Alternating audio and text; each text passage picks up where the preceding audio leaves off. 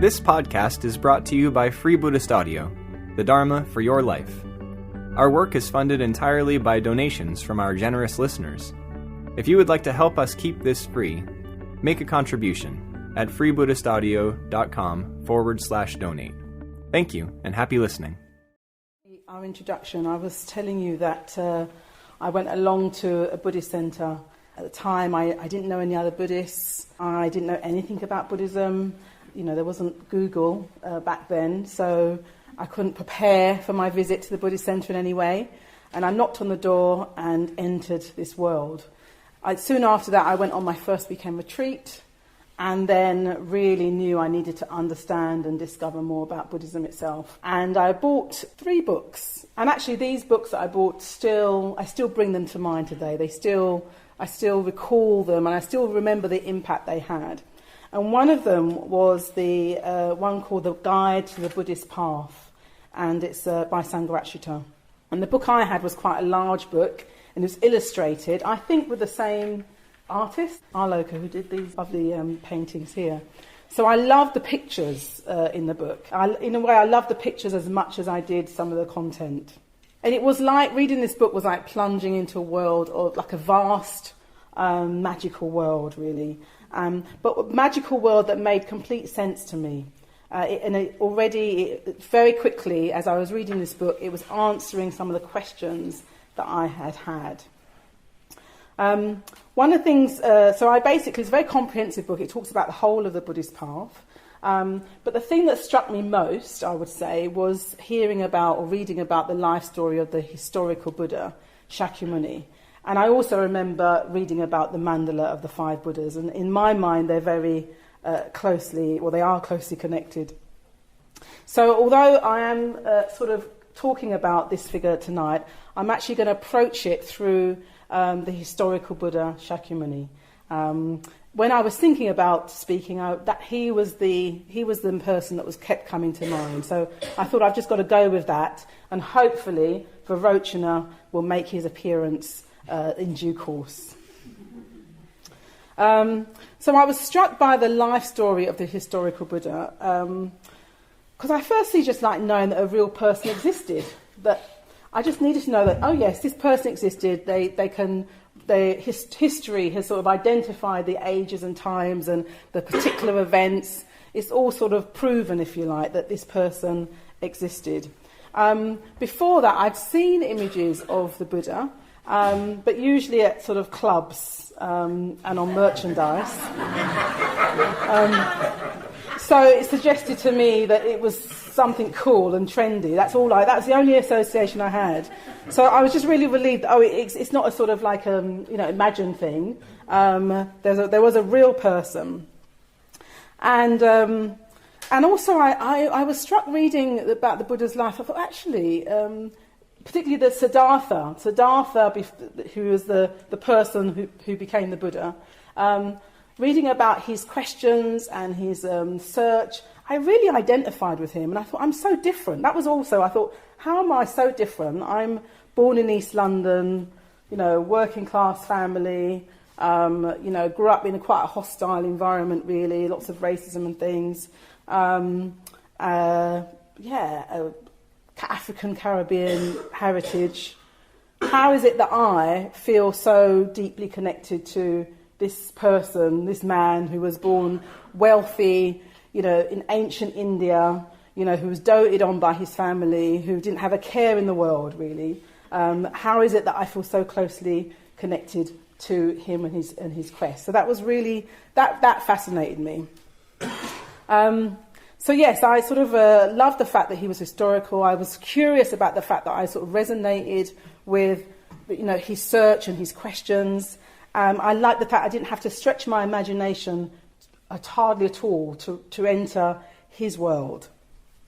I also love the fact that he attained enlightenment, like he was successful, I guess, in his quest. He didn't end badly. Some of them end badly, I think, the cross and all that. Well, in my view.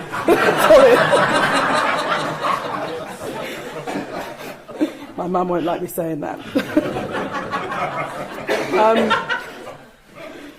No, actually, that really mattered to me, because I had been a Christian, and I actually did really resonate with some of the sort of teachings.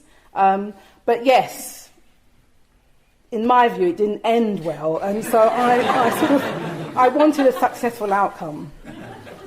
So I love the fact that he was successful, and I love the fact that he found the answers underneath a tree in the natural world. That felt really right somehow, you know.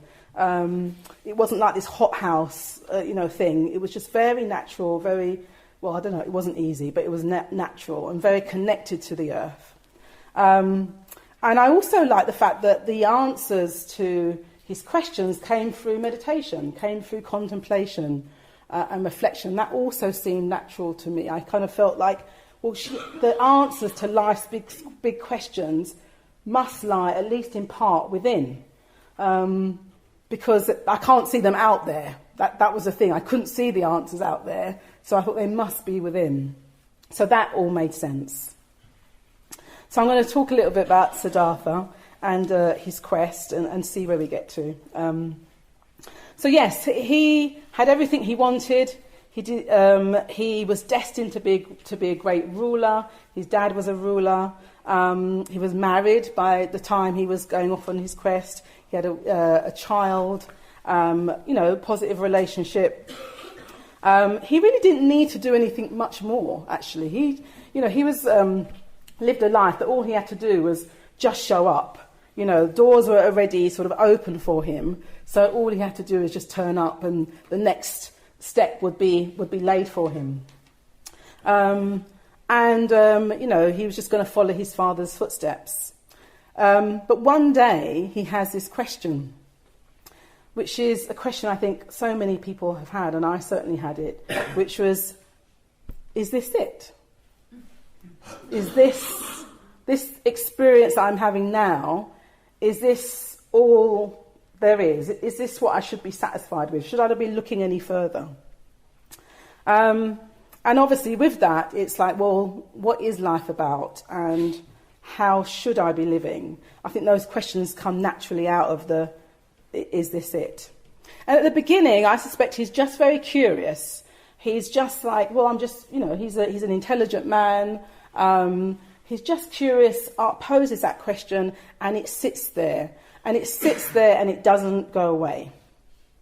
So in the end, he decides to go out of the palace to explore the world a little bit. And the legend says that his father kept him in the palace and didn't let him go and venture out, because when he was born, his father had these soothsayers, these wise people, come to give predictions about his life, and they all said, look, your son is going to do fine. He's either going to be a great ruler like yourself, even greater, or he's going to give up the world, give up everything, and wander around and be a spiritual seeker. So the dad didn't want that, of course. So basically the legend says that dad kept him confined, if you like. So that means that in a way, when Siddhartha goes out of the palace, it's his first time. Now Bhante Sangharakshita says no, probably wasn't his first time in actuality, but it was probably the first time that he went with that question, like, is this it? What is life about? And therefore it's probably the first time that he really saw into into the experiences he had. So he has this series of experiences, and they just stop him in his tracks. It turns his life upside down, shakes him to the core.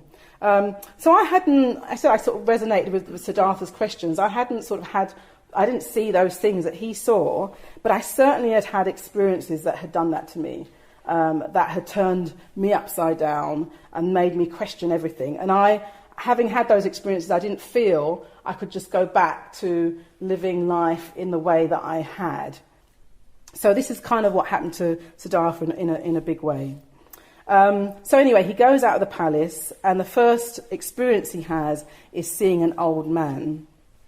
And he's bent over, and, you can imagine an old man. And he asks his attendant, well, what's up with him then? Shuffling along the road. And his attendant says, oh, he's old. He's old. And he goes, old? And he goes, well, yes, the body ages. The body ages, it gets worn, it can't do the things that it used to do. Time marches on, and there's nothing you or I or anyone can do about it. This is your fate. So Siddhartha that's the first time he's heard that, first time he's seen it, and he's really shocked and disturbed, and he goes back to the palace. So I was thinking about old age. I've been thinking about it quite a bit recently, and I think, well, some people are very fortunate to have sort of sprightly old age, and then they eventually die surrounded by their loved ones. It's a sort of picturesque scene, but actually, for most people, and I've worked with older people, and I think for most people, old age is a real challenge.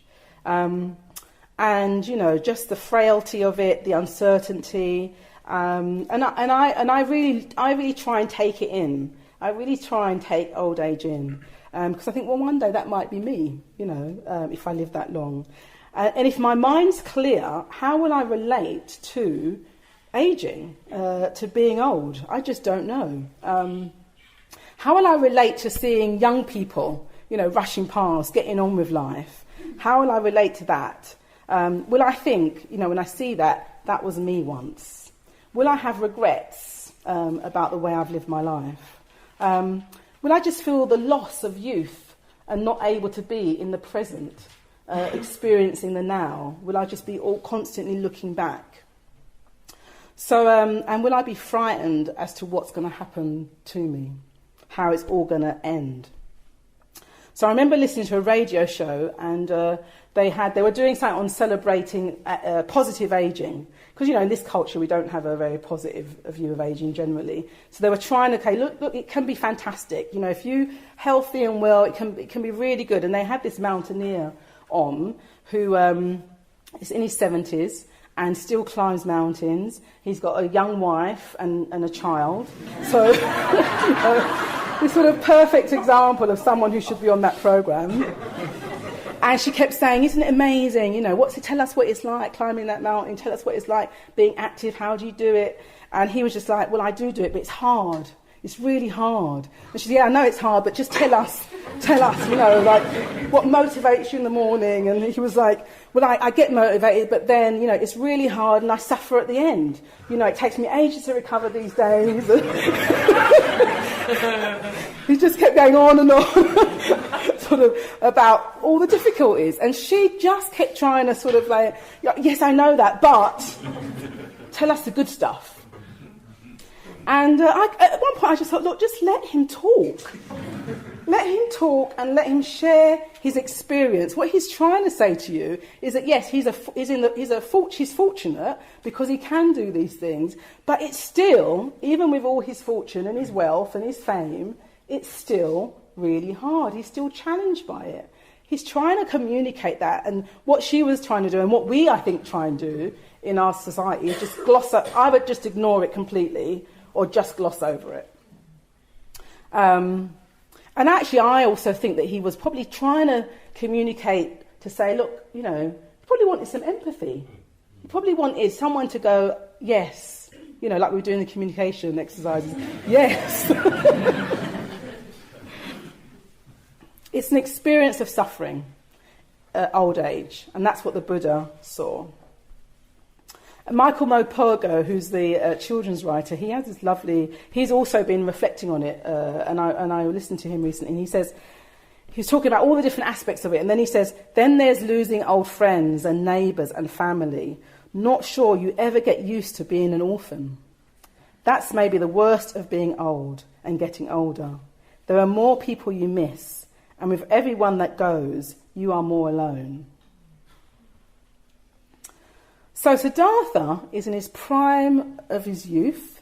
He's a very vital man, and yet he sees and takes in the reality of old age, and it changes him. So he goes back to the palace, and then, he's can't settle now, he's just got to keep going. And he goes back out with his attendant and he sees a sick person this time. And obviously we've all been sick, we know what that's like. But even with the most minor sickness, it can just throw us off course. There's been a cold going around the team. One by one, different team members are getting a cold. And actually, it's been amazing. Everyone's sort of dealt with it really well, and people have supported each other and that kind of thing. It's been great. But I know for myself, when I get the cold, it's like, oh my God, I've got the cold. It's really like, what's happened? And I want to talk about it, and I want to talk about the different phases of the cold and different ways it shifts and, moves around, and people ask me and I want to share, and that's just with the cold. And we know colds, don't tend to last. So that's with the cold. And then, of course, you have, serious illness as well. I think sickness really shows us how vulnerable we are. That we can't rely on our bodies, and we're very identified with our bodies. So when we get the experience that we can't rely on it, again, it shakes us. We don't actually know what to do. And of course, we look to medicine and all of that, but that doesn't always provide the answers either. So, and I've had a lot of this as well in my life. Just this year, my nephew, was an elite athlete, was in a car accident. And his life has changed dramatically. I mean, he's doing okay, but his life has changed dramatically. So it makes us vulnerable, and also sickness can happen in an instant. We're well one moment, and something can happen, and we're not. So Siddhartha sees how vulnerable human beings are, and he wonders, well, where is the protection from this? What can you do about it? And again, he goes to his attendant. Well, what the attendant just says, it's your fate. You have a body, you will get sick, it's your fate. So he goes back to the palace, comes out again, still, thirsty for answers to some of the questions that are emerging. And then, of course, we get death, the big one.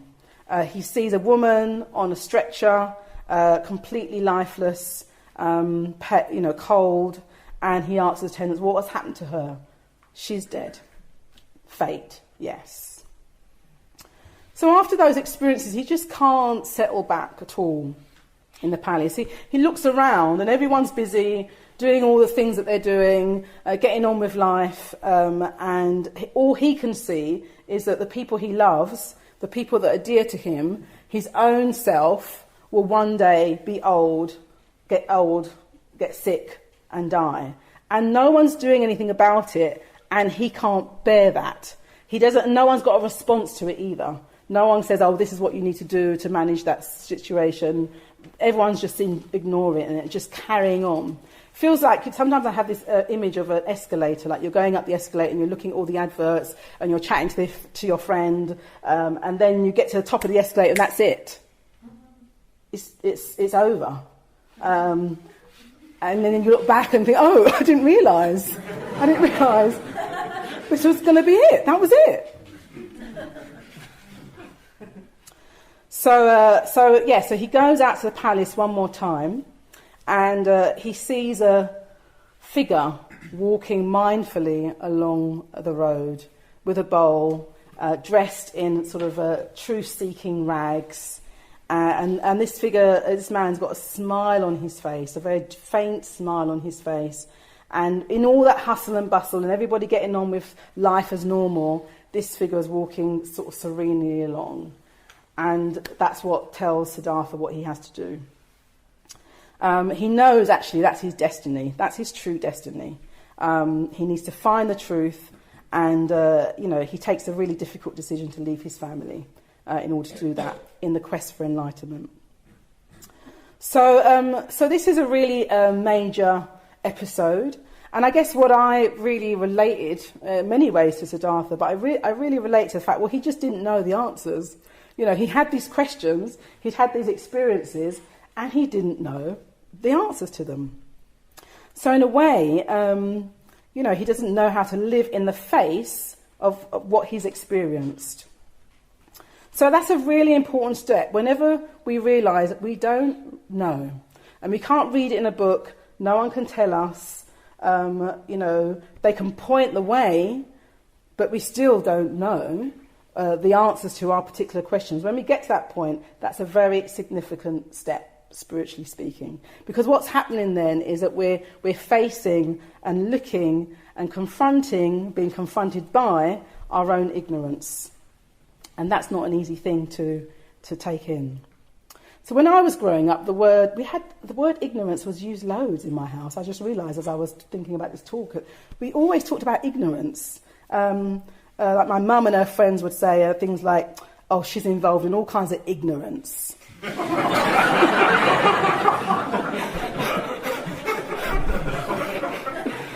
I don't pay him any attention because he's just ignorant. and they would never explain what they meant. So I would have all these, like, what do they mean? What does that actually mean? Luckily, Buddhism tells us what it means by ignorance. And Buddhism says that ignorance is at the root of all suffering. So Sangharakshita says, ignorance here means not a lack of intellectual knowledge, but a lack of awareness. The refusal to see things as they are. So Buddhism is also clear about what we're refusing to see. So some of the key things is that all things are unsatisfactory. Life is suffering, all things are unsatisfactory. Which is to say, we can't find sustaining, deep fulfillment in any one aspect of phenomena. But because we're not aware of this, we keep trying to find satisfaction in all the various things we do. And then when it doesn't meet our expectations and we're not fulfilled, we don't understand why. And rather than stop there and go, okay, this is interesting, let's get curious about this, we go on to the next thing. We go and find, the better job, the better this, the better that, the different this, the different that. Or we berate ourselves. So yeah, it's life is suffering and we don't see it, so we keep trying. All things are impermanent. We also don't really see this. We all know it intellectually, rationally, but emotionally, we do think we're going to last forever. The escalator keeps going, and it's a shock when we get to the end. And we want things to last forever. We want things to last forever, and people, the things that we love, we want them to be forever as well.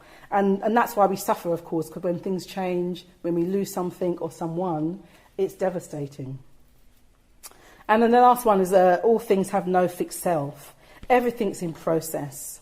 So again, we feel we've got this solid sense of identity and we've got to keep ourselves intact. And then when something sort of challenges our view of ourselves, our view of our identity, again, it's we don't really know what to do. But again, instead of going, oh, this is interesting, this is curious, my sense of self is being challenged here, we push back. We push back, or again, we berate ourselves in some way. So Siddhartha sets out on his quest in search of the truth, in search of enlightenment. He needs the light to dispel the ignorance that he has seen and confronted. And not just intellectually, he wants that light to sort of be in all the fibres of his body, all aspects of his being. So he goes off in search, and he gets these meditation teachers. He becomes this amazing meditator, because he's one of these people that turns their mind to good, something and does it brilliantly. He has these blissful states of meditation, enters high levels of consciousness.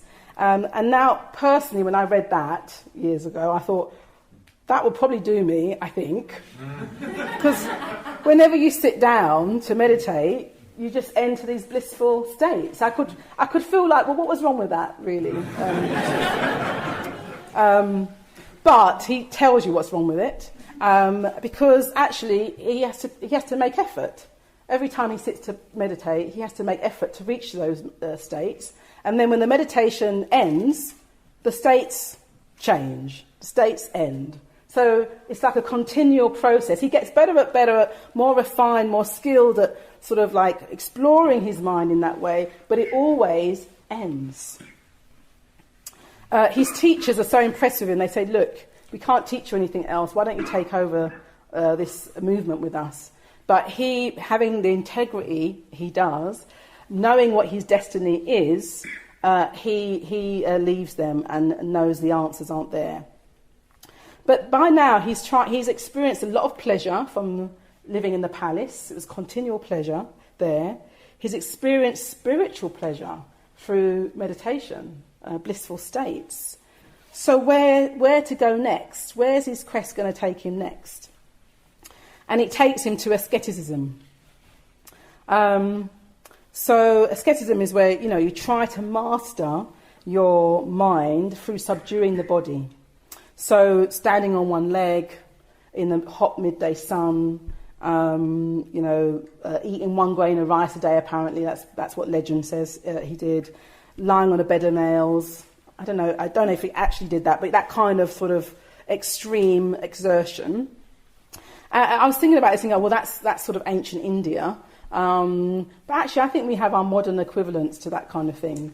Running several ultra marathons in a row in the desert, I think is pretty extreme, and people do that. I remember meeting a woman who was a free diver, which is where you dive as far as you can without oxygen. And it's high risk, a lot of people die with that kind of thing. But she was telling me that she started doing it because she wanted to experience sort of higher states of consciousness, altered states. And it sort of did something, doing free diving sort of did something to her mind. But of course, when she discovered meditation and Buddhism, it was like, phew.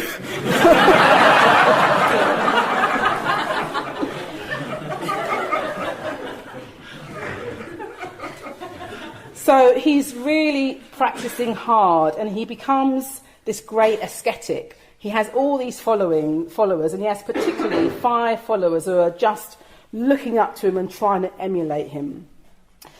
But soon he realises he still doesn't know. He's put himself through all kinds of hardship. And this is not a few months of this now. We're talking probably a few years of this. He's put himself through all kinds of hardship, and he's nowhere nearer knowing the truth of what life's about, how to prevent or deal with the big sufferings in life.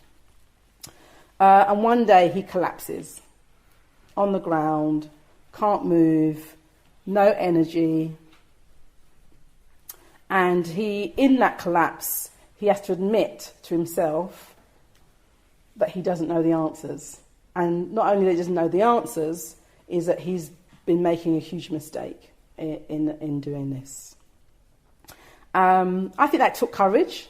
It takes courage to be so invested in something, and then to say, look, it's not working. I think that takes courage.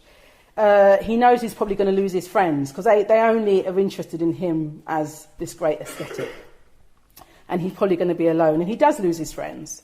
They're just like, what a slacker. When he starts eating, they're like, what a slacker. He's gone back to a life of pleasure.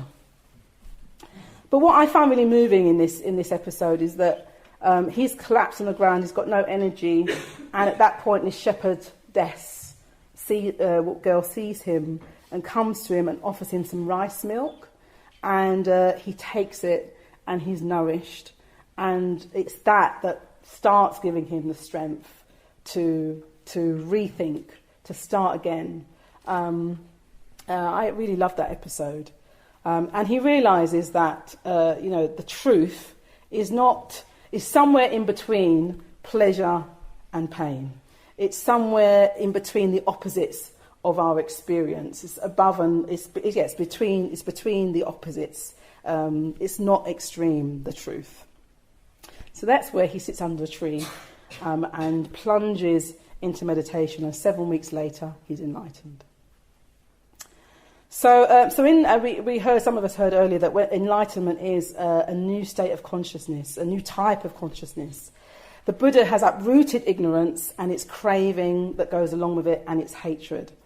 And what I imagine is like there's this dawn. As his enlightenment is approaching, I imagine like, the sun, sort of the dawn breaking and the sun beginning to rise. And as that rises, more and more wrong views, more and more understanding, more and more wrong views are obliterated, and more understanding comes. And then the sun just keeps rising, keeps shedding its light far and wide until it's at the sort of peak, the sort of midday sun where it's blazing. And the midday sun blazes so, the heat is so intense that actually the middle of the sun is pure white. So that's what I imagine. And in a way, that's where Vairocana comes in. Vairocana, the illuminator. He stands for this light that dispels all ignorance. And that's why, he sits at the centre of the mandala, as we've heard. Now, if you find, because the thing about the midday sun, I mean, it lights everything, but it is dazzling. You can't always look at the sun directly. So I was thinking about this in relation to the mandala and the fact that he sits at the centre of the mandala. If you find, looking at the sun too bright, if you find confronting ignorance too difficult, then that's where the other figures come in. Because, you can go to Amitabha, for example, who's the Buddha of the setting sun. So you can look at the setting sun. In fact, you can look at the setting sun for hours. And it actually is very relaxing, it's soothing, it opens your heart. And with that, you're finding pleasure, you're finding fulfillment in beauty. And along with finding fulfillment in beauty, all your craving, which is what, Amitabha purifies, all your craving just gradually goes away. Or Akshobhya, who's the blue figure of the dawn, right? Yeah. So you can look at the rising sun, and at the rising sun, it's kind of like, gosh, look what's going to happen. There's this great anticipation with the rising sun. And Akshobhya, what he does, he stands for strength and confidence, and he touches the earth with his hands and says, I've got a right to be here, and I've got a right to understand. I've got a right to exist and fulfill my potential. That's what Akshobhya stands for. And if you move towards those qualities, that confidence, then hatred is purified. That's the poison that he deals with, is hatred. So we can, if the dazzling light is too bright for us, we can approach through the four other figures and the particular quality that they help you develop, that particular quality they exemplify, and also the particular negative emotion that they subdue. So the Buddha has finally broken through, and this is a deeply significant, profound moment for human history. And it's why he's still having an influence today. I was thinking that many millions of people through the ages, like myself, had similar questions to Siddhartha. The questions weren't particularly original. Why am I here? What's life about? How do I deal with suffering? They were not original questions. Many of us, I think those questions lay actually they're part of what makes us human as well, those questions, I think. But the difference with him is that he just went all out for the truth. He basically, was not going to give up. And as a result, he managed to break through.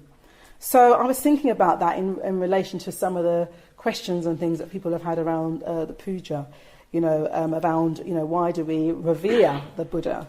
And I was thinking, actually, it's very natural for human beings to look up to and want to mark someone who's broken through something for the first time. Is it Roger Bannister with the 4-minute mile? They still talk about that, even though loads of people have broken the 4-minute mile. It's like normal now. The fact is, they still look to him. The first people to enter space, That's also looked up to and remembered and remarked upon, even though now you can almost buy a ticket, if you've got enough money, to space. So the reason that is because we as human beings, our psyche, I think, needs to be reminded again and again that something is possible, especially when something is out of the ordinary. We need to know it's possible, and we need to be reminded of that. And the other thing is, of course, when one person does break through, they share their knowledge. They tell you how it's done. It's not a mystery anymore as to what you need to do to get there. So, again, there's a lot of gratitude that comes from someone who's taken that, gone through all those trials and tribulations, so to make it easier for everybody else. So, the Buddha knows that what he's done is that he's found a path to help all beings, if they choose, if they wish, to alleviate suffering at whatever level they want to do that. And he feels this compulsion, what's part of the enlightenment experience, just like the sun. The sun radiates out everywhere, it reaches out. So just like the sun, he feels he has to share. And he wants to share to people he feels, are serious about the truth, are seeking as well. And of course he thinks of his teachers, but his teachers have died. So then he thinks of his 5 friends, who were really good companions to him before he, left their path. So now the Buddha goes in search of his friends, and you can imagine he's like this walking sun, this great great form of warmth and love and energy and strength, is moving now in the world. And I just think it must have been like magnetic. You hear people when they first meet the Buddha, sometimes they just would burst into tears without even knowing why they were doing that. Sometimes they'd meet him and they'd share their sort of deepest, darkest secrets with him, their most painful heartbreaks with him. They would want to prostrate, in front of him, just not because of what he necessarily always said, but just because of this warmth that he exuded, and this strength that he seemed to have. So anyway, he goes to his 5 ascetic friends, and they see him coming from a distance, and they're still disgusted by him. So they basically turn their backs, and they basically nobody look at him, that kind of thing. Don't look at him. Actually, they say, I imagine they go, actually look at him. He's very well fed. Slacker, Let's turn our backs. But I imagine that the force of his presence began to bear down, really. And it's amazing how it happened. Actually, today when I was sitting there, I felt the warmth of the shrine. Actually, the shrine was quite cold today, I thought, but the light of the shine and the warmth was bearing down on me from behind, and it was just really lovely. So I think human beings want warmth, we want light, and we'll move towards it wherever it is. So they actually can't resist him, even though they've made this resolve to ignore him. They can't resist him, and one by one they welcome him in, and he sits down and he tells them that he's found the truth. They are sceptical at first, but at the same time, because they don't understand, because their view was like, you have to mortify the body to get truth, and you look really well.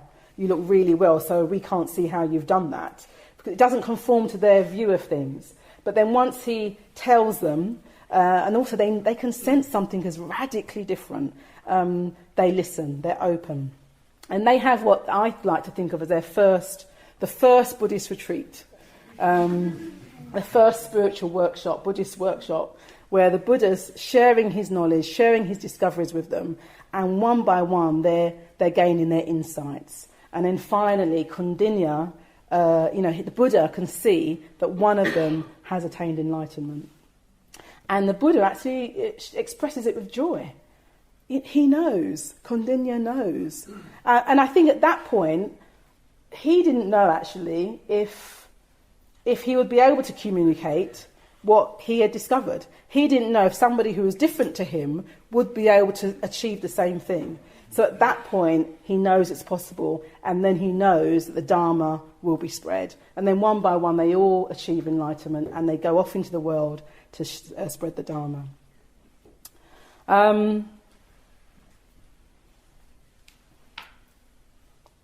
And just briefly, one of the first teachings he gave is life is suffering, it's unsatisfactory. There's a cause to that suffering, and that is greed, hatred and ignorance. There can be an end to that suffering, and there's a path or way that leads to that end. And basically he spends the next 45 years teaching people about that path that leads to the end. So this in the Vairocana image, he has a wheel, and this wheel represents what they call the turning of the Dharma. Yeah, setting in motion the wheel of the Dharma. This is where the first teaching happened, and as a result, it was going to continue. So it's a very important event, and Vairocana represents this. The brightness of the sun, who just wants to reach out. The sun doesn't really discriminate. It will find wherever there's possibility of growth, the sun will reach out to. And the Dharma is the actual teachings and practices that help growth. I'm very grateful for this event, this first Buddhist retreat, this first teaching.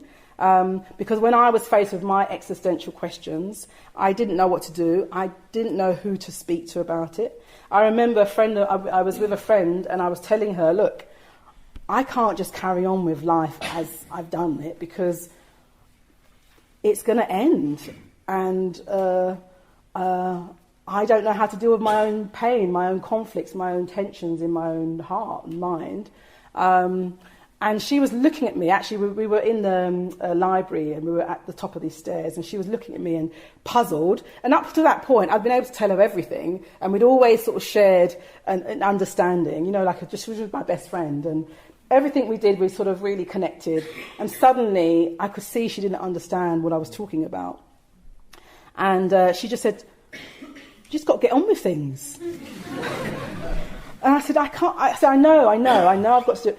But I can't. And she was like, "Why?" And I was like, "I don't know why. I just know that this isn't just it." I was studying at the time. I did want to finish my degree. I did want to, carry on. It wasn't like I was abandoning everything, but I couldn't fully do that unless I'd also had some answers to some of these questions. Anyway, she just looked at me really perplexed. But at that moment, I was talking at the top of these stairs, and there was a table near us. And at that moment, I saw this guy walking up the stairs, and there were loads of people going up and down the stairs, but I saw this guy. It was a very long sort of stairs, like a library, grand library, and I saw this guy, and I don't know, he just caught my attention. Got no idea why. I just saw him walking up the stairs. She was looking at me really puzzled. I was really frustrated with the conversation. I feel I can't even communicate myself now, but I saw this guy walking up the stairs. And then he came to where we were standing, and he put a leaflet down, and I watched him walk back down the stairs.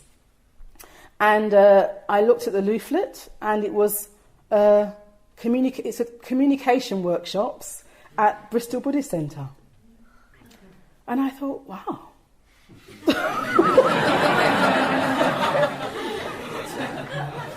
And I just knew I was going to go. I didn't know anything about Buddhism. I didn't really know what communication workshop meant, but I knew I needed to go. So I'm very grateful, because I thought that person there was in a way, he was also in his way setting in motion, but turning the wheel of the Dharma. He was helping out. He was trying to just share Buddhism by putting a leaflet down at this library, and I just happened to look at it, happened to see him, happened to look at this leaflet, happened to go along at the centre. Completely fluke in many ways. So the last thing I'll say about the Buddha, Vairocana, is that he's a Buddha of space. So all the different Buddhas have elements. So Amitabha, who I've spoken about as the Buddha of the setting sun, the Buddha of love and compassion, his element, we heard about it last night, his element is fire. And Vairocana's element is space. And of course, the sun's rays move through space. And the sun also fully occupies the space. It dwells in space, and as a result, it has this overview of everything, total perspective. It takes in everything, it sees everything as it really is. So I'm going to end with my first experience, really, which led me to having those existential questions. I had a few experiences growing up, actually, but this one was like, that's it. I can't ignore this anymore. I need to find some answers. And it was actually in space, as in I was in a plane up in the air. So a few of you have heard me tell this, but it's such it came to mind because I thought, oh, something happened that actually resonates with Vairocana. So in this plane, I was on an 18-hour flight, and the plane was starting to get into trouble, and it was dropping lots of feet, and the air hostesses and stewardesses and things were basically, at first they were just like, put your seatbelts, like they do, put your seatbelts on and sit back down, please, and that kind of stuff. But then it went on and on and on and got worse. Like we were dropping all these feet, and then they started shouting at us. We said, I don't think they're supposed to do that. But actually, it just made everyone, we were already feeling tense and anxious, but when we saw fear on their faces, then we thought we really are in trouble here. And I, didn't know what to do. And when I got really frightened is when I was coming back from the Philippines, is where I had been travelling. And it's a Catholic country. So basically people started getting their rosaries out and praying. And I just looked around at all these people, and they all had their rosaries, and they were all praying, and it was very intense, and it was very fervent. And I just thought, I've got nothing to pray to. I've already given up God, and what shall I do? And I basically, I could feel my whole body tense. My hands were clenched on the armrest, and I just thought, I could die. I could die now. This could be it. This could be the very last journey I ever make. And what's my life been about? And I couldn't look for everyone was in their own worlds. No one was supporting anyone else. That was the thing. You think you might just kind of say, okay, but everyone was in their own worlds. Everyone was frightened. Everyone was just sort of trying to survive this experience. And at that point, I looked out of the window. And when I looked out the window, I just saw this majestic sky. There were these colours. There was these oranges and yellows and purples and reds and expanse of black, and this huge star I remember seeing right in the middle, just, shining out. And I just looked at these colours, and I don't know how long I was looking at this image. It could have been hours, it could have been minutes, I've got no idea. It was like time and space just dissolved. And in the end, it wasn't like I was looking at colours, there were just colours. I was part of the whole scene of the sky. And eventually I turned back to the plane, and everyone still got their rosaries out, people still look tense, but I realised I'm completely relaxed. I'm just like, I'm breathing, I'm just very aware of myself, and I realised at this point that I suddenly, from being this small world of help me, somebody help me, I suddenly was like, we're in a difficult situation here.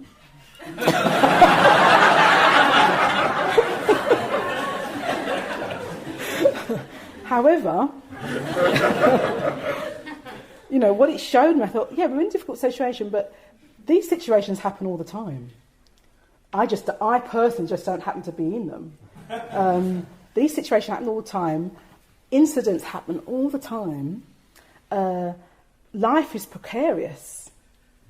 Life is precarious. We don't actually know what's going to happen now. Even in now, we don't know what's going to happen. Life is precarious. Life is precious. I want to live. I want all these other people to live too. I want them to not be so afraid. What's the purpose of living? I want to live so I can love. I want to love so I can give.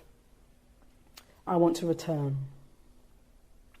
So suddenly I just had this, it wasn't exactly a panoramic view or perspective, but my perspective had vastly opened up.